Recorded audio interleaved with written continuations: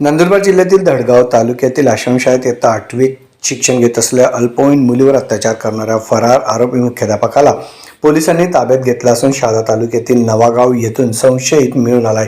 ही कारवाई नंदुरबार स्थानिक गुन्हा अन्वेषण शाखेच्या पथकानं केली आहे।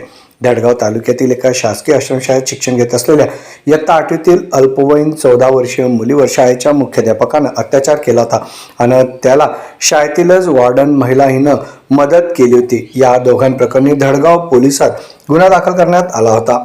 या प्रकरणाचा सखोल तपास करीत स्थानिक गुन्हा अन्वेषण शाखा नंदुरबारच्या पथकानं शहादा तालुक्यातील नवागाव येथून फरार आरोपी मुख्याध्यापकाला अटक केली आहे। नवागाव येथून त्याला अटक करण्यात आली असून पुढील तपास सुरू आहे। सदरची कामगिरी जिल्हा पोलीस अधीक्षक श्रवण दत्ते, अप्पर पोलीस अधीक्षक आशिष कांबळे यांच्या मार्गदर्शनाखाली नंदुरबार स्थानिक गुन्हा अन्वेषण शाखेचे पोलीस निरीक्षक हेमंत पाटील, पोलीस उपनिरीक्षक मुकेश पवार, पोलीस कर्मचारी मोहन दंडेरे, जितेंद्र पाडवी, मनोज नाईक, विकास कापुरे यांच्या पथकानं केले आहे।